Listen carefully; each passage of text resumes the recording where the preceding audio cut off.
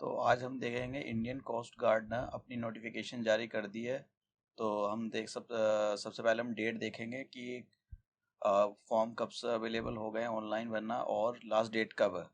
देखिए 8 सितंबर 2022 से form online भरने शुरू हो गए हैं और 22 सितंबर 2022 लास्ट डेट है अप्लाई करने की। तो आप जल्दी से अप्लाई कर देना।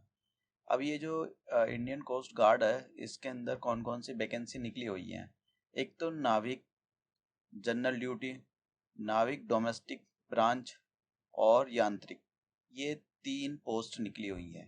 ठीक है, तो नाविक जीडी, नाविक जीबी और डीबी एंड यांत्रिक, ये 3 वैकेंसी निकली हुई हैं 3 कैटेगरी की। अब देखिए यहाँ पर ऑनलाइन एप्लीकेशन एलिजिबिलिटी कंडीशन क्या है कि online applications are invited from the male Indian citizens. देखिए यहाँ पर इस बात पर ध्यान देना पड़ेगा। ये देखिए, ये मेल इंडियन सिटीजन्स मतलब फीमेल गेम से बाहर।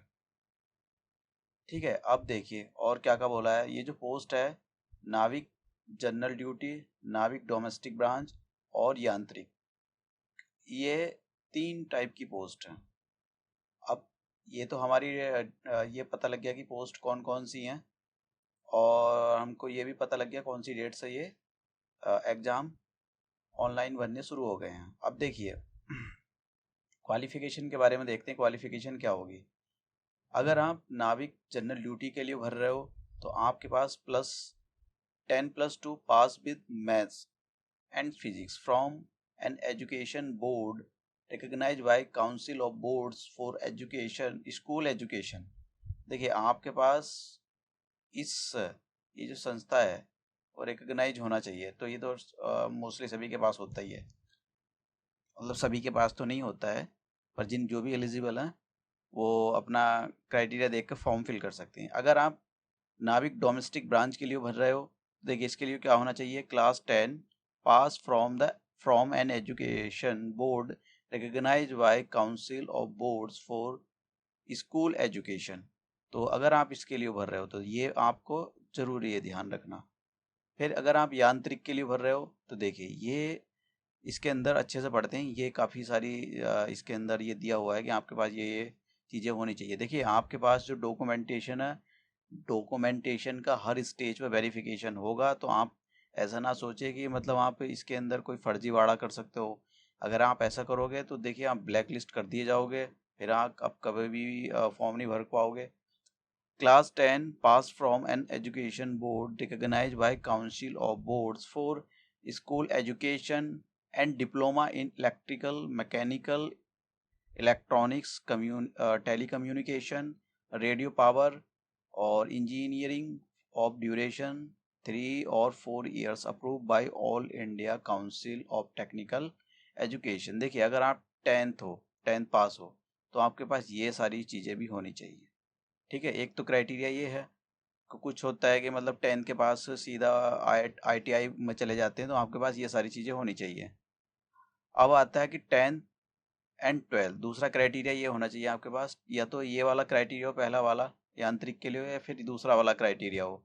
देखिए उसने बोला tenth class 12th pass from an education board recognised by council of boards for education council and diploma in electrical mechanical electronics telecommunication radio power and engineering of the duration 2 और 3 years approve by all India council of technical education. देखिए आपके पास ये इसने बोला है कि या तो आपके 2 साल का डिप्लोमा भी चलेगा, डिप्लोमा भी बोला हुआ है।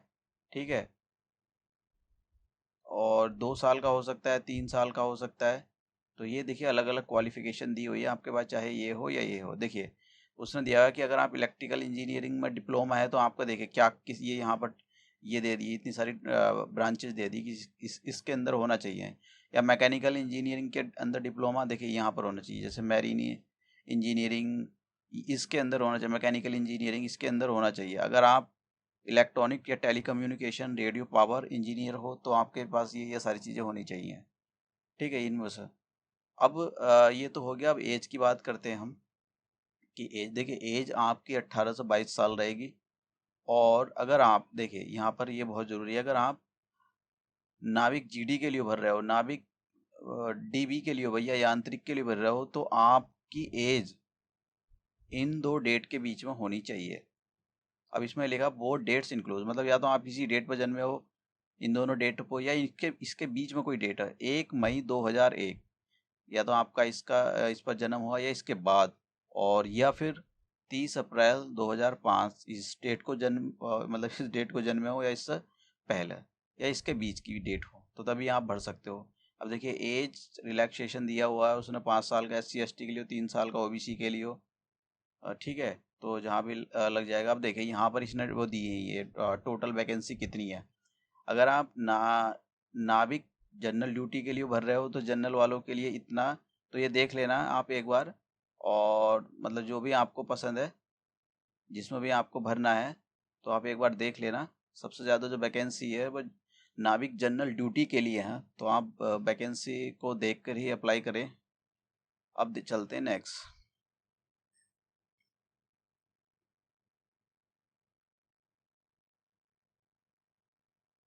देखिए आपका जो इस मतलब इसके अंदर जो सिलेक्शन होगा, सिलेक्शन प्रोसीजर क्या होगा।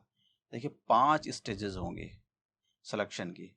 ठीक है, अब 5 स्टेजेस के अंदर, हालांकि ये सबको नहीं देना पड़ेगा, ये देखना पड़ेगा कि किसने क्या भरा हुआ है। अगर आपने, देखिए अभी पहले मैं ये बता देता हूँ कि अगर आपने नाभिक BD के लिए भरा हुआ है, ठीक है, डीबी के लिए, डोमेस्टिक ब्रांच के लिए भरा हुआ है, तो आपका जो रिटर्न जो होगा उसके अंदर केवल सेक्शन 1 ही आएगा।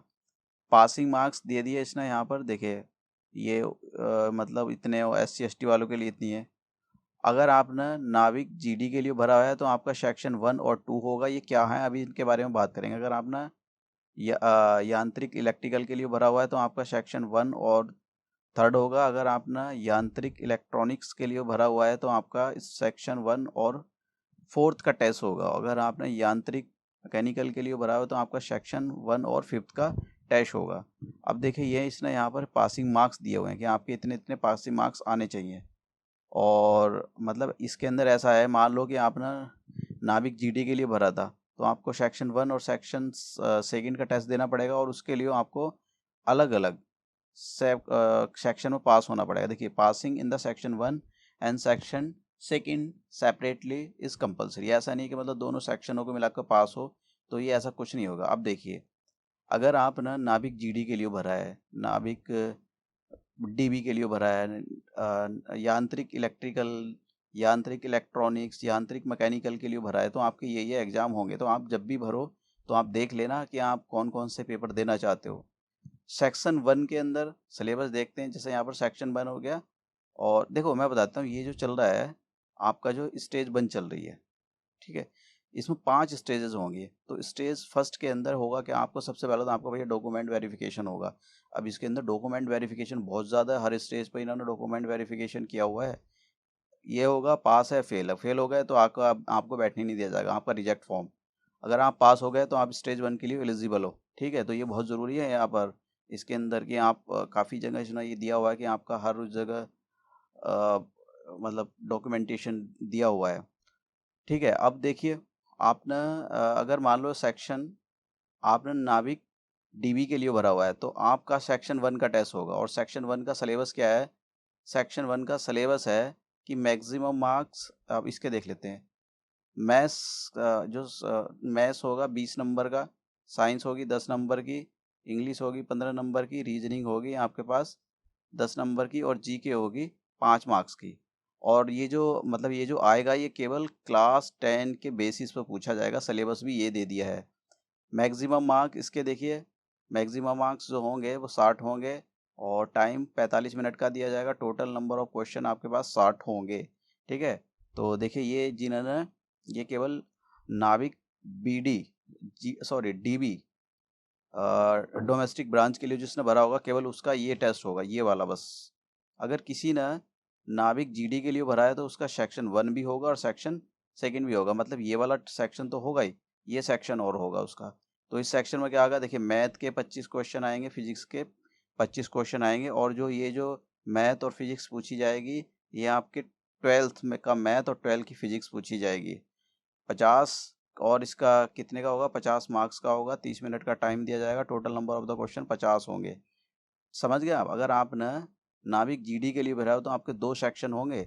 अगर आप ना यांत्रिक इलेक्ट्रिकल के लिए भरा हुआ है तो आपका सेक्शन 1 होगा और सेक्शन 3 होगा, यानी आपको ये तो देना ही पड़ेगा, अब 3rd सेक्शन देना पड़ेगा आपको।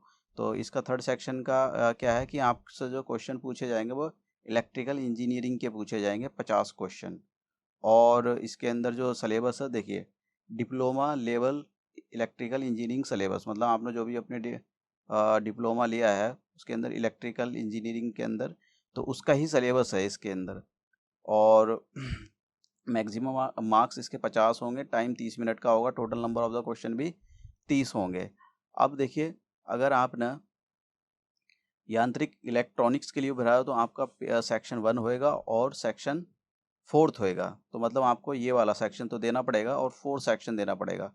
तो 4 सेक्शन में क्या होगा, आपकी इलेक्ट्रॉनिक्स इंजीनियरिंग के 50 क्वेश्चन पूछे जाएंगे। सिलेबस क्या होगा कि डिप्लोमा लेवल जो भी आपने इलेक्ट्रॉनिक्स इंजीनियरिंग के अंदर डिप्लोमा लिया हुआ है तो उसी का सिलेबस होगा। मैक्सिमम जो मार्क्स होंगे 50 होंगे और टाइम 30 मिनट का दिया जाएगा और 30-50 क्वेश्चन होंगे आपके पास। अब देखिए 5th सेक्शन किस किस का होगा। 5th सेक्शन देखिए, अगर आपने यांत्रिक मैकेनिकल, मतलब अगर आपने यांत्रिक में मैकेनिकल के लिए अप्लाई किया हुआ है तो आपका सेक्शन 1 होएगा और सेक्शन 5th, मतलब ये सेक्शन तो होएगा ही, आपका ये भी सेक्शन होगा। और इस सेक्शन में क्या आएगा, एक तो मैकेनिकल इंजीनियरिंग के 50 क्वेश्चन आएंगे। और सिलेबस क्या होगा देखिए, जो भी आपने मैकेनिकल इंजीनियरिंग और डिप्लोमा लिया हुआ है वो सब आएगा। कितने क्वेश्चन मार्क्स होंगे, 50 का होएगा, 30 मिनट दिए जाएंगे और 50 क्वेश्चन होंगे। तो देखिए ये इसका रिटर्न का पैटर्न था कि ये रिटर्न पैटर्न का क्या था। और देखिए इसमें एक और अच्छी बात है कि इसमें कोई भी निगेटिव मार्किंग नहीं है, there is no negative marking in the return examination test. तो देखिए ये बड़ी अच्छी बात है कि इसमें कोई भी मतलब वो नहीं है। अब देखिए हमारा जो ये स्टेज 1 ख़त्म हो गया है। स्टेज 1 ख़त्म हो गया। देखिए स्टेज 1 में आपको पहला डॉक्यूमेंटेशन वेरिफिकेशन होगा और फिर बायोमेट्रिक होगा, तभी आपको एग्जाम में बैठने दिया जाएगा, वरना नहीं बैठने दिया जाएगा। ये बहुत ज़रूरी है, यहाँ पर डॉक्यूमेंटेशन बहुत ज़्यादा ज़रूरी होता है।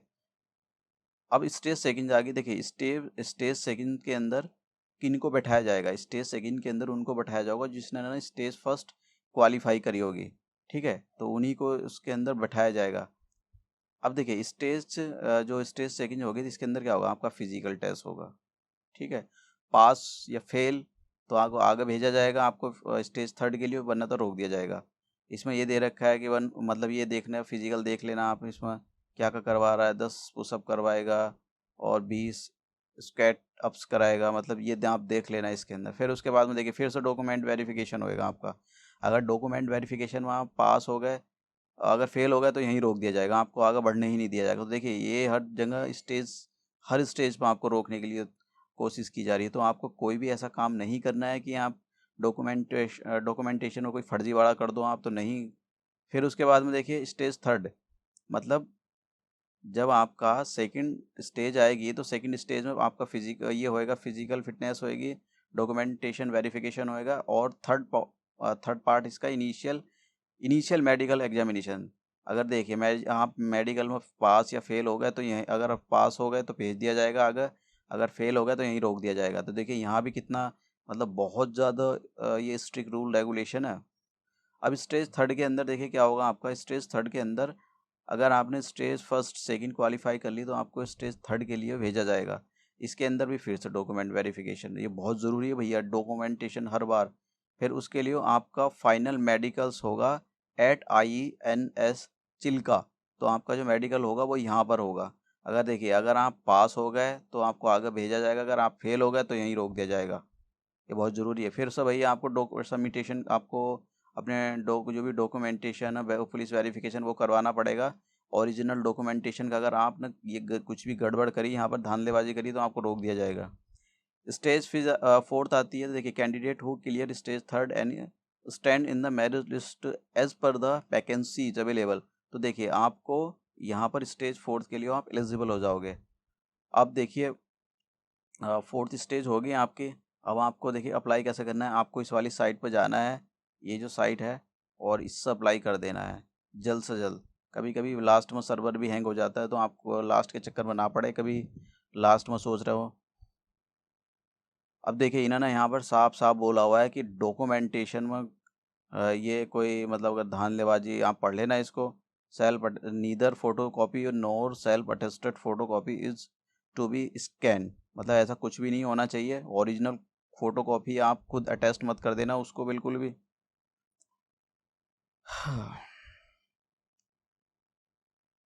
अब देखो ये यहाँ पर इसने बोला है कि आपके पास क्या क्या सर्टिफिकेट होने चाहिए, अगर नहीं हुए तो रोक दिया जाएगा आपको। एग्जामिनेशन फ़ीस 250 रुपये है, ठीक है। तो और ये SC ST को लोग इनको लिए मतलब माफ़ है ये फ़ीस। तो आप जल्द से जल्द इसको, और आपको देख लेना जब भी आप इसके अंदर अपने डॉक्यूमेंट अपलोड करो तो आपके JPG फॉर्मेट के अंदर होने चाहिए। एग्ज़ाम की सिटी देखिए इसने क्या बोला है, आज जो भी एग्ज़ाम होंगे इसने बोला if no examination city is within 30 kilometre from the current address then nearest examination centre from the current address has to be first choice. देखिए इसने ना बोला 30 किलोमीटर दूर मिल जाएगी, अब ऐसा पता नहीं, बोला भी नहीं इन्होंने कि अगर मिल गया तो ठीक है, नहीं तो दूसरा सेंटर पर भेज दिया जाएगा। टेंटेटिव डेट्स देख लेते हैं आपकी स्टेज 1 की, जो टेंटेटिव स्टेज है देखिए ये कोई रेलवे का एग्ज़ाम नहीं है। मैं बता देता हूँ आपको कि इस जन्म में आपका फॉर्म निकलेगा, अगले जन्म में उसके पेपर होंगे, फिर उस अगले जन्म में आपको आपका नंबर आएगा। इसमें क्या होता है देखिए, इसमें जो होता है 6 मंथ के अंदर सब कुछ करना पड़ता है। तो ये जो एग्ज़ाम है इसमें अब कभी आप सोचने लगो कि आज नहीं कल, कल नहीं परसों पढ़ेंगे, या ये ऐसा कुछ नहीं होता है। ये एग्ज़ाम होते हैं, ठीक है। ये रेलवे का एग्ज़ाम नहीं है कोई, या SSC का एग्ज़ाम नहीं है यहाँ पर कोई कि आज फॉर्म भरेंगे, अगले साल एग्ज़ाम देंगे, उस अगले साल पेपर 1 होगा, फिर उस अगले अब 4-5 साल लग जाते हैं, उसमें ही पता लगा कि करप्शन हो गया बीच में। तो देखिए ऐसा कोई एग्ज़ाम नहीं है ये।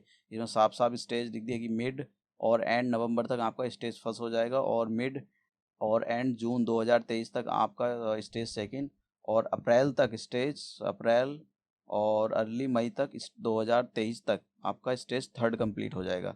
तो देखिए इसमें बहुत ही जल्दी मतलब एक देरी किसी बात की नहीं है। अब इसने ना ये हाइट दे रखी है, तो आप इसको देख लेना कि मिनिमम हाइट आपकी इतनी होनी चाहिए। अगर इससे कम है तो ये रिलैक्सेशन केवल उन्हीं को मिलेगा जो आसाम, त्रिपुरा, अंडमान निकोबार में रह रहे हैं। बॉडी के अंदर ये जाहिलों वाले काम बिल्कुल भी मत करना, अय्यासियों वाले काम, वरना बाहर कर दिए जाओगे वहाँ से, ठीक है। और सीधे मुंह पर लात लगेगी वहाँ पर। ये काम मत करना, टैटू बनाकर कभी वहाँ पर बॉडी पर जाओ तुम, कभी पेंटिंग करो बॉडी पर, ठीक है। आप इंडिया की फोर्स के अंदर जा रहे हो, कोई यहाँ पर कोई ये कोई फैशन शो नहीं चल रहा है कि आप वहाँ पर जा रहे हो टैटू बनवा बनवा कर।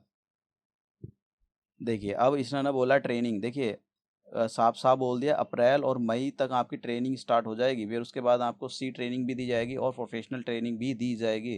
तो देखिए कितनी जल्दी काम हो रहा है, मई तक आपका सब ट्रेनिंग ब्रेनिंग तक दी जा रही है आपको। तो ये बहुत ही अच्छी बात है यहाँ पर। और ये डेट देखिए इन्होंने कुछ बोला हुआ है यहाँ पर, no inquiry will be entertain regarding the recruitment और इनरोलमेंट फॉर द बैच। ये छोड़ो, इसमें तो कुछ इतना खास ज़रूरी नहीं है। तो आप एक बार खुद भी नोटिफिकेशन को अच्छे से रीड कर लेना। देखिए पे स्केल, देखिए बेसिक पे स्केल 21,007 तक रहेगा, लेवल पे लेवल आपके 3 पर रहेगा, प्लस डियरेंस अलाउंस देखिए बहुत मिलता है इसके अंदर। अगर आपने नाविक डोमेस्टिक ब्रांच के लिए भरा है तो आपको 21,700 मिलेंगे, और वही यांत्रिकी के लिए भरा है तो थोड़ा सा मतलब मैकेनिकल होता है तो टेक्निकल काम होता है तो आपको ज़्यादा मिलेगा, 29,200 मिलेंगे। और वही एडिशन तो आपको पता ही है कि इसमें काफ़ी मिल जाता है। प्रमोशन देखिए, प्रमोशन के बारे में इसने बोला हुआ है कि प्रमोशन होएगा आपका। तो ठीक है, आप एक बार इसको ऑफिशियल नोटिफिकेशन को आप देख लेना, खुद भी रीड कर लेना, ठीक है। और कुछ भी गलत नहीं होना चाहिए जो यहाँ पर बोला गया है उसको एक बार 1-2 दिन भले से फालतू लग जाए, लेकिन देख दाख का फॉर्म भरना है उसको, ठीक है। चलो ठीक है, थैंक यू।